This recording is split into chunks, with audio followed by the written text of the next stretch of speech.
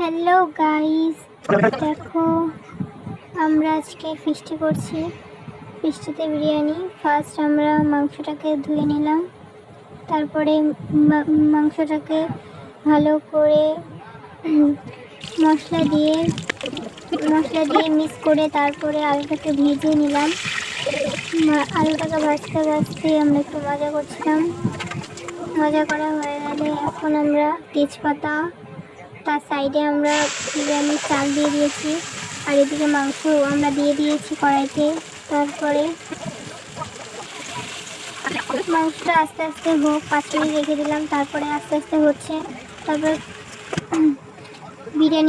বিরিয়ানির জন্য চাল দিয়ে দিলাম চালটা। তারপরে চালটা ভালো করে ভাত হয়ে গেলে এদিকে আমাদের মাংস রেডি হয়ে গেছে, ভালো গন্ধ বেরিয়েছে, খুব সুন্দর। তারপরে আস্তে আস্তে এখানে ভাতের হাঁড়ির চালটা ফেলে দিল, যাতে ভাতটা ঝরঝরে হয়, আরও সুন্দর হয়। এর মধ্যে ঘিটাকে গরম করছে। গরম করার পরে এদিকে আমরা উনুনে একদিকে নেমে যাচ্ছে, একদিকে করছে, কী করবো বুঝতে পারছিলাম না। তারপরে ভাতের চাল দিলাম,